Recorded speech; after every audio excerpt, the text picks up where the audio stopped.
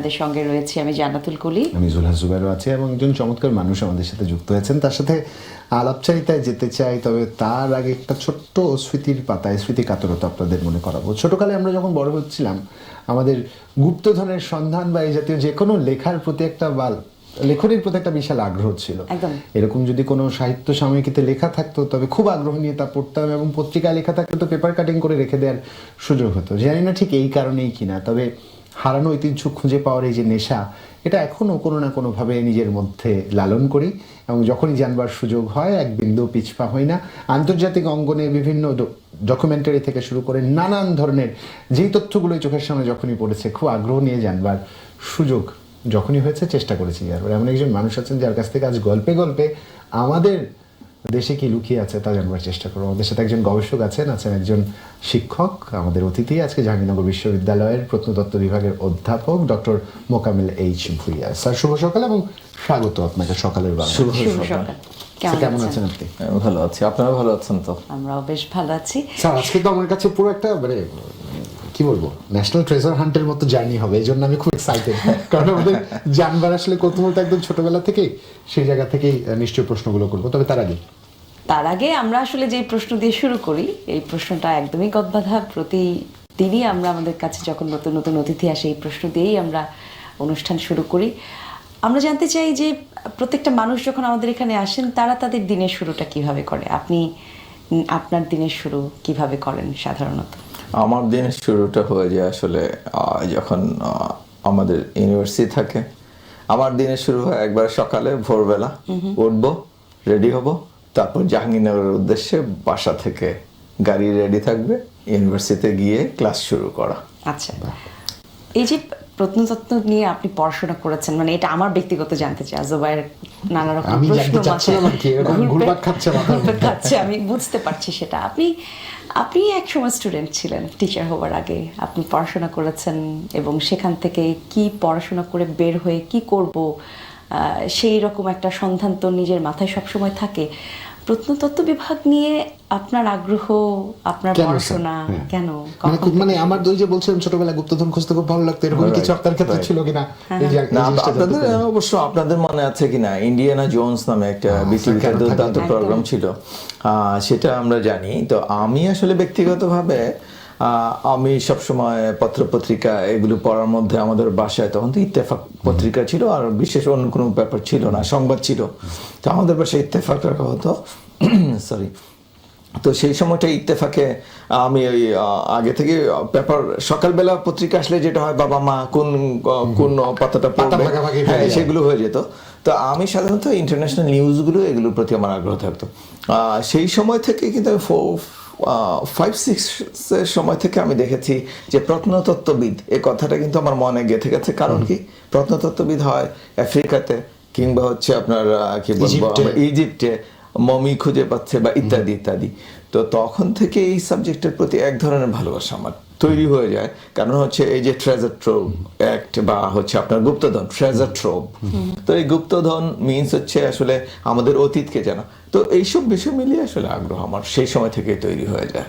তারপর এটা পড়ার বিষয় হিসেবে বেছে নেন? হ্যাঁ, পড়ার বিষয় যখন হলো, আমাদের সময় বাংলাদেশে প্রথম প্রত্নতত্ত্ব বিভাগ ডিপার্টমেন্ট অফ আর্কিওলজি জাহাঙ্গীরনগর ইউনিভার্সিটিতে শুরু হয়। আপনি জানেন বোধহয় জাহাঙ্গীরনগর ইউনিভার্সিটি অনেকগুলো নতুন নতুন সাবজেক্টের আমি বলবো যে সূচনা পরিচয় করিয়ে দিয়েছে বাংলাদেশে।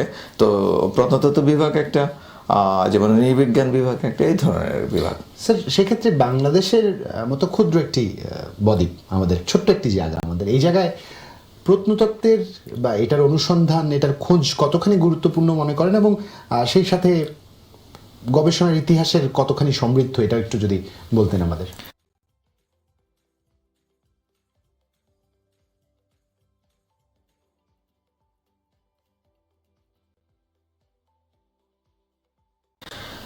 দেখুন, বাংলাদেশের ভূভাগ অনেক প্রাচীন বাংলাদেশ।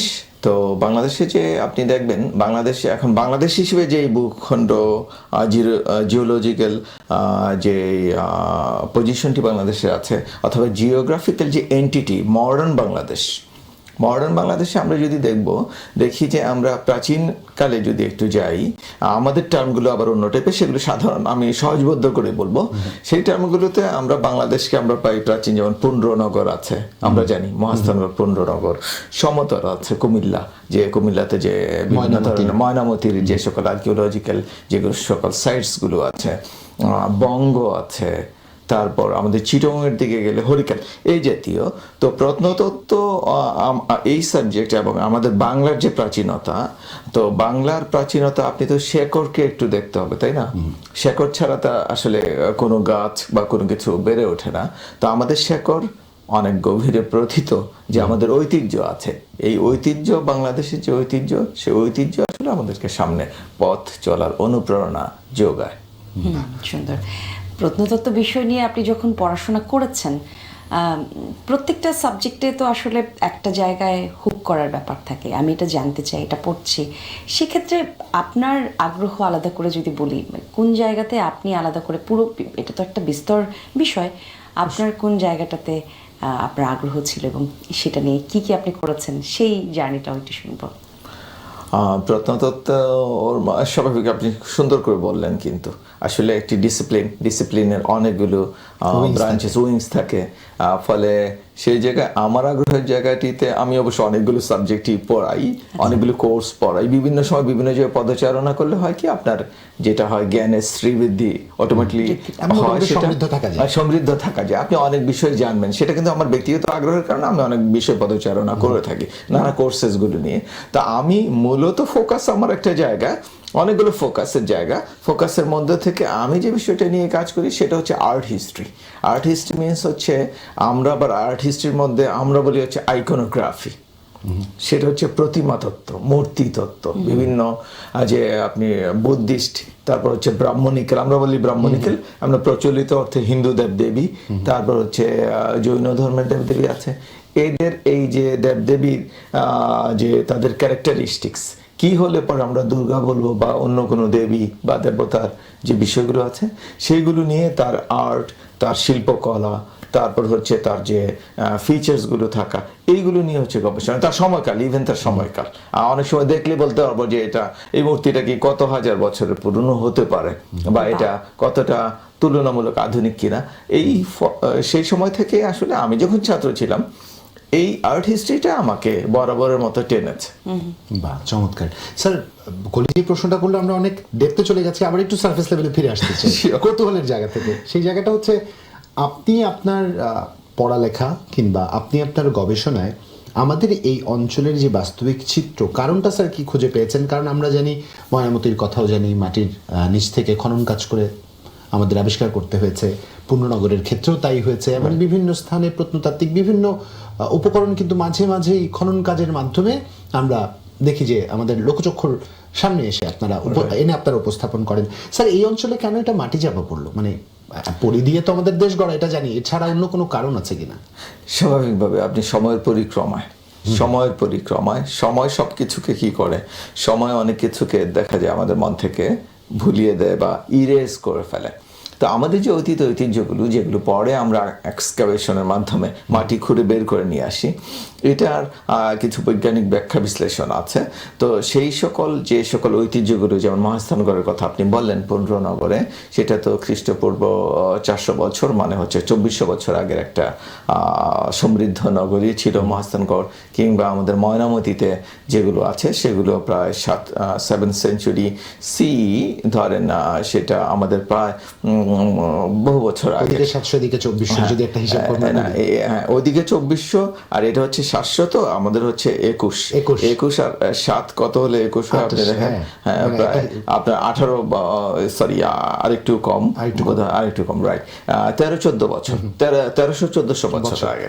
তো এই যে আপনি যখন কোনো স্থাপনা বা কোনো ঐতিহ্য যেগুলো থাকবে, মনুমেন্টস গুলো কি হয়, যে এগুলো সময়ের পরিক্রমায় এগুলো হচ্ছে এক সময় এগুলো যখন আপনি ব্যবহার করেন না, অ্যাবান্ডন্ড হয়ে যায়, যে কোনো কারণে হতে পারে, অ্যাবান্ডন্ড নানাবিধ কারণে হতে পারে, বাড়ি পুরনো হয়ে গেলে অ্যাবান্ডন্ড হয়, তারপর হচ্ছে অনেক সময় আপনি বাড়ি ছেড়ে চলে যেতে পারেন, কোনো ধর্মীয় স্থাপনা আছে যে পুরনো, ইভেন তো এটা তো বাংলাদেশের অধিকাংশ লোকজন যেহেতু বর্তমান যুগে মুসলিম, আপনি দেখবেন ইভেন অনেক মসজিদ আমরা খুঁজে পাই যেটা হঠাৎ করে আবিষ্কৃত হয়েছে। হঠাৎ করে আবিষ্কৃত হওয়া মানে হচ্ছে এটা ধুলোয় দূষিত হওয়া, এর উপরে হচ্ছে গাছপালা তৈরি হয়ে যাওয়া, যখন ব্যবহার হবে না বা যারা ব্যবহার করতো তারা কোনো না কোনো কারণে হয়তো আরেক জায়গায় চলে যেতে পারে, নানাবিধ কারণ থাকতে পারে, প্রাকৃতিক কারণ থাকতে পারে, তারপর হচ্ছে আপনার মানব সৃষ্ট কারণ থাকতে পারে, তখন এগুলো অব্যবহৃত অবস্থায় এগুলো কালের পরিক্রমায় ধুলো বালি পড়ে এগুলো আস্তে আস্তে এগুলো দেখা যাবে যে আপনি লোকচক্ষুর অন্তরে চলে যাচ্ছে, তার উপর গাছপালা হচ্ছে এবং এগুলো একসময় মাটির নিচে চলে বিলীন হয়ে যাচ্ছে, যখন আর এর কোনো ইতিহাস মানুষের সামনে থাকে। কেন জিজ্ঞেস করছিলাম, এত পুরনো আমাদের ঐতিহ্য, ভারতবর্ষের এই অঞ্চলটায় সভ্যতা এত আধুনিক ছিল এবং সেই আধুনিকতা হঠাৎ করে কেন বিলীন হয়ে যাবে, কেন হঠাৎ করে ছেড়ে চলে যাবেন? এত চমৎকার সৃষ্টিশীল স্থাপনা কেন কেউ অব্যবহৃতভাবে ফেলে রাখবে? এরকম নানান রকম কৌতূহল মাথায় ঘুরপাক খাচ্ছে। তবে এই পর্যায়ে একটা বিরতিতে যেতে হবে। সকালের বাংলাদেশ দেখছেন দর্শক, ছোট্ট একটা বিরতির পর ফিরছি, আবার অনুষ্ঠানের সাথেই থাকবেন। ফিরছি করে ফুডপ্যান্ডা থেকে অর্ডার করুন মজাদার খাবার আর দিন নাও কোডে পেয়ে যান এখন 150 টাকা। সকালের বাংলাদেশ দেখছেন আপনারা সবাই, সঙ্গে রয়েছি আমি জান্নাতুল কুলি, আছেন জুবাইর এবং আমাদের সঙ্গে একজন অতিথিও আছে, গল্প করছিলাম আমরা তার সাথে। জাহাঙ্গীরনগর বিশ্ববিদ্যালয়ের প্রত্নতত্ত্ব বিভাগের অধ্যাপক ডক্টর মোকাম্মেল এইচ ভুঁই আমাদের সাথে আছেন, যার কাছ থেকে ছোটবেলার কৌতূহলগুলো নতুন করে আরো একবার আমরা জানার চেষ্টা করছিলাম। জুবাইর, যে প্রশ্ন আপনাকে রেখে গেল স্যার, ওই জায়গা থেকে আমি আবার একটু শুরু করতে চাই। বলছিল যে আমাদের এত ইতিহাসে এত সমৃদ্ধ ছিল আমাদের, তারপরেও আসলে কালের পরিক্রমায় আমরা হারিয়ে কিভাবে ফেললাম, যে জায়গা থেকে কথা বলছিল। আমি আবার আমার প্রশ্নের জায়গাতে আসি। এখন যেই ভাবে আমরা এখন চলছি, এখন আমরা যেই পৃথিবীতে আছি, আমাদের যে জীবন মান, পথ চলা, এই সব কিছুকে আমরা ভবিষ্যতের জন্য কি রেখে যাব? আপনার কি মনে হয় 200 বছর পর ঢাকা করে কি পাওয়া যাবে? এখন আমরা যেই অবস্থানে পলিথিন ব্যাগ ছাড়া স্যার, এখন এই যে হারিয়ে যাওয়ার কথাটি হলো, আমরা একেবারে কি হারিয়েছি? বোধহয় ঠিক না। আমাদের যেমন বললাম 2400 বছর আগের ঐতিহ্য আছে মহাস্থানগড়ে, কিংবা আমাদের ইভেন হরিকেলে, চিটগং যে হরিকেল, চিটগং তো আপনার যেন পোর্ট সিটি, খ্রিস্টপূর্বাব্দ থেকে খ্রিস্টের জন্মের আগে থেকে একটা পোর্ট সিটি হিসেবে ইভেন টলেমিও বলে গেছে চিটগং এর কথা। সেই চিটগং এর সাথে, যেটা আগের নাম ছিল হরিকেল, হ্যাঁ, চিটগং এর, তো চিটগংয়ের সাথে আপনি যদি দেখেন সাউথ ইস্ট এশিয়ান কান্ট্রিজগুলো, যেগুলো ইন্দোনেশিয়া, তারপর হচ্ছে থাইল্যান্ড, মালয়েশিয়া, এই সকল দেশের সাথে কিন্তু আমাদের গভীর একটা যোগাযোগ ছিল। ওই সময় চাইনিজ মঙ্ক যারা এখানে এসছেন, হরিকেলে এসছেন, চাইনিজ মঙ্কসরা যেমন হিউয়েনসাং, সুয়ানজাং নামে বর্তমানে চীনে সবাই, হিউয়েনসাং কিন্তু এই সকল জায়গাগুলোর মধ্যে উনি বাংলাদেশের অনেক জায়গায় গেছেন। পুন্ড্রনগর মানে মহাস্থানগড় গেছেন, সমতটে গেছেন মানে কুমিল্লায় গেছেন, এই সকল জায়গা ভ্রমণ করেছেন। তারপর আরো যারা তেনকোয়াং, তারপর হচ্ছে ওহিং, এই জাতীয় যারা ছিলেন, তারা চিটগং, যেটা হরিকেল, যেটা পূর্ব নাম হরিকেল, হ্যাঁ, তো সেখান থেকে এই যে যোগাযোগ ছিল, কানেক্টিভিটি ছিল বিভিন্ন জায়গায়, তারা বলে গেছেন এই জায়গাগুলো এমনই বিখ্যাত ছিল বা সুপরিচিত ছিল, জ্ঞান বিজ্ঞানের একটা বলা যায় যে আতুরঘর ছিল, সেই কারণে কিন্তু তারা এখানে এসছেন দূর দূরান্ত থেকে জ্ঞান অর্জনের জন্য এবং কালচার সম্পর্কে জানার জন্য। তারা আবার বেরিয়ে গেছেন, তাদের সেই সাথে তাদের কিভাবে কানেক্টিভিটি আছে সেগুলো আমরা দেখি ওই সকল জায়গায়। যখন ইন্দোনেশিয়াতে কিংবা মালয়েশিয়াতে আমাদের কোনো অবজেক্ট, আর্ট অবজেক্ট যখন পাই, আর্ট পিসেস, যেমন ধরেন কোনো একটা মূর্তি পাওয়া গেলো, বুদ্ধ মূর্তি বা অন্য কিছু ব্রোঞ্জের, সেটা দেখলেই বোঝা যাবে যে এই চিটগং থেকে, হরিকেল থেকে নেয়। তো উনি যেটা বলছেন যে বলছিলেন, আপনিও ফাঁকে, বিরতির ফাঁকে জিজ্ঞেস করছিলেন, আমরা আসলে তো হারায় যায়নি। আমাদের যে সুদৃঢ় ঐতিহ্য আছে, আমাদের যে প্রাচীন ঐতিহ্য, সেই ঐতিহ্যকে আমরা ধারণ লালন করেছি বলেই আমরা 1971 সালে একটা নতুন দেশ পেয়েছি, তাই না? ফলে ঐতিহ্য কখনো, শেকড় কখনো আপনাকে পেছনে নিয়ে যাবে না, হারিয়ে যেতে দেবে না। আপনি অবশ্যই মাথা উঁচু করে দাঁড়াবেন।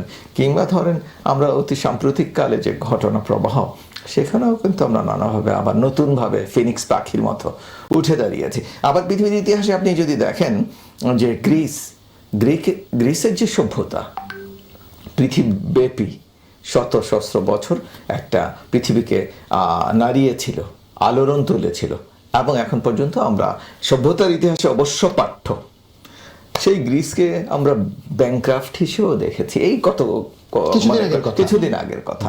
তো ফলে সবসময় যে এক ধরনের থাকবে সেটা না, বাট বাংলাদেশের ক্ষেত্রে আমরা দেখতে পাই যে মোটামুটি ভাবে ধারাবাহিকভাবে আমরা কিন্তু একটা সংগ্রামের মধ্যে দিয়ে হোক, যেভাবেই হোক, বাংলাদেশ মাথা উঁচু করেই দাঁড়াচ্ছে, চেষ্টা আসলে করছে। কৌতূহলের জায়গাটা যে এত পুরনো সভ্যতা এত মাটির নিচে চলে যাওয়ার জন্য প্রাকৃতিক কোনো কারণ আছে কিনা, মানে দুর্যোগ প্রবণ কি এই অঞ্চল অতি প্রাচীন থেকেই ছিল কিনা? কারণ সদ্য সময়ে এসে আমরা আসলে যেটাকে জলবায়ু পরিবর্তন এবং সেই ঝুঁকি বলছি, এটা কি এত শত সহস্র বছর আগেও এই অঞ্চলে প্রকট ছিল কিনা, এটা একটা জানবার কৌতূহল। এবং সেই সাথে আপনার বিচার বিশ্লেষণ থেকে একটু জানতে চাই, পম্পেইতে নগরীতে এখনো প্রতিদিন নিত্য নতুন জিনিস আবিষ্কৃত হয়, সেই সূত্র ধরে যদি বাংলাদেশের চিত্র বলি, প্রত্নতাত্ত্বিক নিদর্শন বা প্রত্নতাত্ত্বিক ইতিহাস কতখানি অ্যাপ্রক্সিমেশন আপনার মনে হয় আমরা এখন পর্যন্ত জানতে পেরেছি? আপনি সুন্দর কথা বলেছেন যে হারিয়ে যাওয়ার কথা, যে আপনি অলরেডি বলেছেন যে প্রাকৃতিক কারণ থাকতে পারে, অন্যান্য কারণ থাকতে পারে। যেমন পম্পেই নগরীর কথা যদি বলি, পম্পেই নগরী আমরা জানি যে সেই যে ইটালির যে অগ্নুৎপাত, সেই কারণে যেটার কারণে ভলক্যানিক যে এরাপশনের কারণে পম্পেই নগরী হঠাৎ করে একদিন হয়ে গেল। আমরা হরপ্পা মহেঞ্জোদারোর কথা বলি, আধুনিক গবেষকরা আমরা দেখেছি হরপ্পা মহেঞ্জোদারো যখন মানুষের বসবাসের অযোগ্য হয়ে গেল ফ্লাড কিংবা অন্য কারণে, এবং ইভেন সেখানে যে বিজনেস হাব ছিল, যখন ব্যবসার জায়গা কেন্দ্র হিসেবে অন্য জায়গায় চলে যায়, তখন হরপ্পা মহেঞ্জোদারো আস্তে আস্তে অ্যাবান্ডন হয়ে যায়। বাংলাদেশের ক্ষেত্রে যে জায়গাগুলোর কথা আমরা বললাম, সেই জায়গাগুলোতেও আপনি যে এই যে ইভেন আমরা মহাস্থানগড়, যেটা পুণ্ড্রনগরে এক্সকাভেশনের মাধ্যমে আমরা দেখেছি টেকটনিক মুভমেন্ট, ভূমিকম্পের কারণে সেখানে কিছু আমরা এভিডেন্স পেয়েছি যে ভূমিকম্পজনিত কারণে একসময় এটা কলাপস করার একটা সম্ভাবনা ছিল এবং আছে, সেই কারণে এটা হতে পারে, তাই না? Do you understand my English but cannot speak like me? You know the words. You understand? আচ্ছা, সেক্ষেত্রে মানে এখন আসলে প্রাকৃতিক দুর্যোগের কথা যদি বলি, এখন তো আসলে প্রাকৃতিক দুর্যোগের জায়গাটার পরিধিটা আরো বেশি বেড়েছে। সম্ভাবনার কথা যদি, শঙ্কার কথা যদি বলি, সম্ভাবনা তো নয়, শঙ্কাটাও আরো বেড়েছে। সমুদ্রেও নানা রকমের প্রত্নতত্ত্ব বিষয়ক বিভিন্ন সম্পদ বা বিভিন্ন খোঁজ খবর লুকায়িত থাকে। সেই জায়গা থেকে আমাদের এই ভূখণ্ডে বা আমাদের এই দেশে অঞ্চলে সম্ভাবনা কতটুকু আছে সেই জিনিসগুলোর খোঁজ করবার, বা আসলে কি আমরা সেই মনোযোগটা দিয়েছি কিনা আদৌ? আপনি একটা লম্বা সময় গবেষণা করেছেন, আপনার কাছে কি মনে হয়? স্যার, যে প্রশ্নটা একটু উত্তর পাইনি, যে আমাদের কতদূর আপনার অ্যাপ্রক্সিমেশন বলে আমরা খুঁজে বার করতে পেরেছি আমাদের আমার কাছে আপনার আমাদের আলাপচারিতায় প্রাকৃতিক দুর্যোগ, ন্যাচারাল ক্যালামিটির কথা আসলো না? তো ন্যাচারাল ক্যালামিটি আগেও ছিল কিনা সেটা আপনি বলেছেন। তো বাংলাদেশে আমরা দেখি যে 10,000 থেকে 12,000 বছর আগের কথা বলছি, বাংলাদেশের যে আবহাওয়া তখনকার আবহাওয়া ছিল চরম ভাবাপন্ন। হ্যাঁ, তখন কোনো মানুষ বসবাসের উপযুক্ত হয়ে ওঠেনি এই ভূভাগ। বাংলাকে বলা হয় পৃথিবীর বৃহত্তম ডেল্টা, যেটা হচ্ছে এখনো বাংলার ভূভাগ নতুন করে যে আমরা দেখি মাঝে মধ্যে বিস্তৃত হচ্ছে, তাই না? তো বাংলার যে অ্যাক্টিভ ডেল্টা, সেই 10-12 হাজার বছর আগে এটা এমন চরমভাবাপন্ন ছিল, ঝড় বৃষ্টি এমন অবস্থা ছিল যে এখানে মানুষের বসবাসের উপযোগী ছিল না। তারপর থেকে আস্তে আস্তে করে 8,000 বছর আগে থেকে আস্তে আস্তে সেটা একটা মোটামুটি আবহাওয়া একটা চরমভাবাপন্ন থেকে একটা স্বাভাবিক অবস্থার দিকে আস্তে আস্তে আসতে শুরু করে। তখনই আমরা দেখি যে এই অঞ্চলের প্রাচীন কিছু ভূভাগ আছে, যে আমরা যেগুলোকে বলি হচ্ছে মধুপুর ক্লে কিংবা প্লাস্টোসিন ভূভাগ, আমরা জিওলজিক্যালি বলি, আর একটা হচ্ছে হলোসিন। প্লাস্টোসিন ভূভাগ হচ্ছে যে লাল মাটি দেখলে, সাধারণভাবে বললে ওই কঠিনভাবে না বললে লাল মাটি যে সকল অঞ্চলে দেখি, তো লাল মাটি দেখলে আমরা দেখবো যে সেটা কিছু লালমাই, কুমিল্লার ময়নামতি যে অঞ্চলটাতে সেখানেও লাল মাটি আছে। আবার আমাদের যে কথা বললাম পুণ্ড্রনগর, বগুড়া, মহাস্থানগড়, সেখানেও লাল মাটি আছে। তো সেই সকল অঞ্চলে সেই সময় থেকে ওই যে বললাম স্বাভাবিক আবহাওয়াতে শুরু করলো 8,000 বছর, তখন থেকে মানুষ আসলে এই অঞ্চলে মাইগ্রেশন করেছে। অবশ্য এটা একটা প্যাসেজের মতো ছিল। আপনি যদি কোস্টাল এরিয়া দেখেন, সাউথ ইন্ডিয়া থেকে ধরে গোটা কোস্টাল এরিয়া জুড়ে একসময় এই অঞ্চল দিয়ে মানুষ চলে Road যাচ্ছে connectivity ছিল। অস্ট্রেলিয়া পর্যন্ত যায়। অস্ট্রেলিয়ান অ্যাবরিজিনালসদের যদি আপনি দেখেন না, দেখবেন কখনো কখনো আমাদের কারো না কারোর মধ্যে কোনো না কোনো Feature দেখা যায়। ধরনের একটা ফিচার মিল খুঁজে পাওয়া রয়েছে, যাবে। হ্যাঁ। তো সেই যে ন্যাচারাল ক্যালামিটি ছিল, একসময় পরিবেশ ভালো হলো, এখন সেই ভালো পরিবেশের কারণে এই অঞ্চলে মানুষ আস্তে আস্তে একসময় বসবাস করতে শুরু করলো, তাই না? তখন আমরা এখন এই যে আর্কিওলজি, এই যেটা বললাম সাউথ ইন্ডিয়া থেকে এই অঞ্চল জুড়ে গেছে, এর অনেক অবজেক্ট আমরা যেমন আর্কিওলজিক্যাল অবজেক্ট, যেমন আমার সেই সময় প্রিহিস্ট্রিক পিরিয়ডে মানুষ হচ্ছে কি পাথর দিয়ে হাতিয়ার হিসেবে ব্যবহার করতো। তো সেইগুলোকে এখন কেন খুঁজে পাইনি? আপনি যেমন বলছিলেন যে সমুদ্রের ভূভাগ কি হয়েছে, বিস্তৃত যে হয়েছে, এখন কি উচ্চতর হয়েছে, হয়েছে। উষ্ণতার কারণে আমাদের সমুদ্র পৃষ্ঠ আগের চেয়ে অনেক উঁচু হয়ে গেছে। উঁচু হয়ে যাওয়ার কারণে সেই ইয়ের নিচে এই যে কোস্টাল এরিয়াটা, সেই যে উঁচু হয়ে যাওয়া পানি প্লাবিত হয়েছে। প্লাবিত হওয়ার কারণে সেটা পানির নিচে চলে গেছে। আমরা মাঝে মধ্যে খননের মাধ্যমে সেটা কোনো সময় এই ধরনের পাওয়া যায়। সুন্দরবনে যে বিশেষভাবে ইন্ডিয়ান সুন্দরবন অংশে এ ধরনের কাজ হয়েছে। দেখা যায় যে একসময় সেখানে আপনার ভেজিটেশন তো আছেই, সেই সাথে হচ্ছে হ্যাবিটেশন ছিল, মানুষের বসবাস ছিল। এবং আপনি সুন্দর বলছিলেন যে আমাদের যেমন শিপরেক, জাহাজ ডুবির কারণে এই যে আমি কতক্ষণ আগে বলছিলাম যে চিটাগংয়ের সাথে কানেক্টিভিটি ছিল, সেই কানেক্টিভিটির প্রমাণ কিন্তু নেদারল্যান্ডসের মানে ডাচ আর্কিওলজিস্টরা খুঁজে পেয়েছেন শিপরেক ইন্দোনেশিয়ান উপকূলে একটা জাহাজডুবিতে। সেখানে আর্কিওলজিস্টরা গিয়ে দেখেছেন যে এই ধরনের অবজেক্ট, সেই অবজেক্টের সাথে আমাদের কুমিল্লা কিংবা হচ্ছে আমাদের চিটাগংয়ের সাথে মিল আছে, মিল সেটা রয়েছে। রিসার্চ পেপার আছে। Interesting. হ্যাঁ, মানে সেইভাবে সেই আমরা একটা ইয়ে করতে কৌতূহলী বিষয়। স্যার এক কথা একটা উত্তর খুঁজবো, তারপর একটা বিরতিতে যেতে হবে। বাংলাদেশে এই পর্যন্ত সবচেয়ে প্রাচীন প্রত্নতত্ত্ব কত বছর পুরনো খুঁজে পাওয়া গেছে? বাংলাদেশে আমরা যেমন প্রিহিস্ট্রিক টুলস পেয়েছি, সেটা হচ্ছে আমাদের ময়নামতি অঞ্চলেও পেয়েছি, এবং চিটাগংয়ের কিছু হিলি এরিয়াতে আমরা প্রিহিস্ট্রিক টুলস পেয়েছি, হাতিয়ার। স্যার অসংখ্য ধন্যবাদ। একটা বিরতি নিয়ে নিই। কেন প্রশ্নটা করেছিলাম, যারা নব্য দেশ বা নব্য সভ্যতা বলে মাঝে মাঝে ইঙ্গিত করবার চেষ্টা করেন, এই সভ্যতা অনেক পুরনো, এই ঐতিহ্য অনেক পুরনো। ছোট একটা বিরতি নিয়ে নিই। ফিরছি একটু পর, সাথেই থাকুন। আর একবার আমন্ত্রণ, সকালের বাংলাদেশ দেখছেন আপনারা, আপনাদের সাথে আছি আমরা দুজন, কুলি এবং জুবাইর। এবং একই সাথে আমাদের আজকের অতিথি আছেন জাহাঙ্গীরনগর বিশ্ববিদ্যালয়ের প্রত্নতত্ত্ব বিভাগের অধ্যাপক ডক্টর মোকাম্মেল এইচ ভুইয়া, যার সাথে আলাপচারিতা চলছিল। স্যার একটা জায়গায় কৌতূহলী, এত পুরনো ইতিহাস, ঐতিহ্য, সভ্যতা আমাদের রয়েছে, কিন্তু এটাকে আইডেন্টিফাই করবার মতো যথেষ্ট পরিমাণে সক্ষমতা বা ক্যাপাসিটি বিল্ডিং এর জায়গায় বাংলাদেশ কতখানি সক্ষম? মানে কেন বলছি, ওই কার্বন ডেটিং করে তো আমাদের জানতে হয় যে কত পুরনো। এইসব প্রযুক্তি এত আধুনিক হয়ে গেছে, আমাদের আছে কিনা স্যার এমন কিছু? আপনি সুন্দর একটা প্রশ্ন করেছেন, আসলে এটা আমাদের জন্য খুবই ইম্পর্টেন্ট, দরকার। কিন্তু আনফর্চুনেটলি আমাদের এই ধরনের কোনো সুবিধা, এই ধরনের কোনো ল্যাব আমাদের দেশে নেই। আমরা যদি করতে হয় তাহলে বাইরে থেকে করিয়ে আনতে হয়, এটা আমাদের ধরেন আনফর্চুনেট। আমরা যেমন অনেক জায়গাতে আমাদের যথেষ্ট ডেভেলপ করার সুযোগ আছে, এখনো করিনি। এগুলো নিশ্চয়ই সরকার কিংবা অন্যান্য অর্গানাইজেশনগুলো ভাবা উচিত। এখন আমরা কম্পারেটিভ স্টাডি করে আমরা একটা ধরেন আপনার সামনে দুইটা যেটা আমার কাছে একটা যমুনা টিভির দুইটা, তো এই ধরনের আমি যদি অন্য একটা টিভিতে দেখি বুঝতে পারবো যে এগুলো দিয়ে হয়তো কফি টফি খাওয়া হয় অথবা চা খাওয়া হয়। তখন একটা কম্পারেটিভ স্টাডি করে এটা আমি কাছাকাছি ডেটিং বের করে ফেলতে পারবো। কিন্তু এটার যে ফরেন্সিক ডেটিং এর জন্য যে C14 এর কথা বললেন, সেটার সুবিধা আমাদের দেশে আনফরচুনেটলি নেই। আশা করি ওদের ভবিষ্যতে হবে। আমাদের দেশের শীর্ষ ব্যক্তিত্বরা যদি ভাবেন, ব্যুরোক্রেটরা যদি ভাবেন, তাহলে হয়তো সমাধান হবে। সংযুক্ত প্রশ্ন এই তার সাথেই যেটা আসে সেটা হচ্ছে, এখন যারা পড়াশোনা করছেন প্রত্নতত্ত্ব বিষয় নিয়ে, সেক্ষেত্রে তারা যখন বের হবেন, প্রত্যেকটা বিষয় নিয়ে পড়াশোনা করবার পর তো একটা জায়গায় কাজে যোগ করতে হয়, সেই জায়গাতে সম্ভাবনা তাহলে কতটুকু তৈরি হচ্ছে কি মনে হয়? সম্ভাবনা বাংলাদেশে আপনি একটা, আমি বলবো যে সব ক্ষেত্রে সম্ভাবনা আছে। বাংলাদেশে যিনি কেমিস্ট্রি পড়েন তিনি ইয়েতে হন, কি বলে, ব্যাংকার হন। বাংলাদেশে বোর্ড থেকে বোর্ডে তাকে আমি দেখেছি যে পুলিশ ডিপার্টমেন্টে ভালোভাবে কাজ জব করছে, করছে।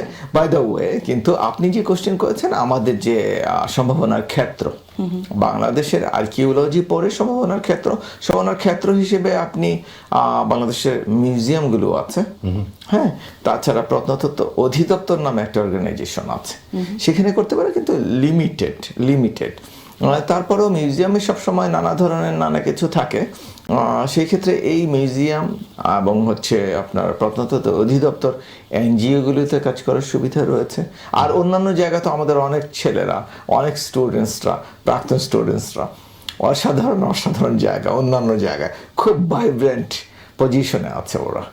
আর্কিওলজির সাথে সরাসরি নেই, কিন্তু ভাইব্রেন্ট পজিশনে প্রত্নতত্ত্ব আছে। নিয়ে পড়তে হলে একটা কৌতূহলী মন লাগে, আর কৌতূহলী মন যে কোনো জায়গায় যে কর্মক্ষেত্রে ভালো করে ভালো করতে স্যার, হবে। ওই একটা জায়গা থেকে জিজ্ঞাসা, এই প্রত্নতত্ত্বকে কেন্দ্র করে বিশ্বব্যাপী পর্যটনকে বিকশিত হতে আমরা দেখেছি। এত সমৃদ্ধ একটা ঐতিহ্য আমাদের রয়েছে, ইতিহাস রয়েছে, আমরা কতখানি পারলাম স্যার এই ট্যুরিজমকে এইভাবে বিন্যস্ত করতে? আমাদের দেশে ট্যুরিজম একটা ডেভেলপিং একটা সেক্টর। আমাদের দেশে ট্যুরিজম আসলে ওইভাবে ডেভেলপ করেনি, কিন্তু আপনার কোশ্চেন খুবই ইম্পর্টেন্ট যে আমরা ট্যুরিজম তো নানা টাইপের আছে, কালচারাল ট্যুরিজম, ইকো ট্যুরিজম, হ্যাঁ, আরও ট্যুরিজম যেমন বিজনেস ট্যুরিজমের কোন শেষ নেই। তো আমাদের যে কালচারাল ট্যুরিজম, আমাদের যে সকল আর্কিওলজিক্যাল সাইটস কিংবা ধরেন আর অন্যান্য যে সকল জায়গা, যেমন আমাদের বিচ ট্যুরিজম, যেমন আমাদের আমি একবার রিও ডি জেনিরো ব্রাজিলে একটা টিভিতে 2013 একটা ইন্টারভিউ হয়েছিল, আমি তখন গিয়েছিলাম ওখানে একটা কনফারেন্সে। তো আমাকে যখন কোশ্চেন করলো যে তুমি বাংলাদেশ স্বাভাবিকভাবে অতটা দূর থেকে ল্যাটিন আমেরিকায় কেউ ওটা ভাবে না, তো আমাকে বললো যে তুমি এখানে ইনভাইটেড, ঠিক আছে তুমি বলো। তো আমি বললাম যে আমাদের পৃথিবীর লংগেস্ট বিচ আছে আমাদের এখানে, এটাই তো আমরা করতে পারিনি, ইন্টারন্যাশনালি ব্র্যান্ডিং প্রমোট করতে পারিনি। হ্যাঁ, আমাদের এখানে দেখেন এই যে আমাদের কালচার ট্যুরিজমের জন্য যেমন পাহাড়পুর আছে, আপনি যেটা বললেন মহাস্থানগড়, এই 2400 বছর আগের এই ইতিহাস ঐতিহ্য, পাহাড়পুরের মতো একটা one of the biggest monasteries in the subcontinent, তাই না? সেটাকে আমরা ওইভাবে কি হাইলাইট করতে পেরেছি?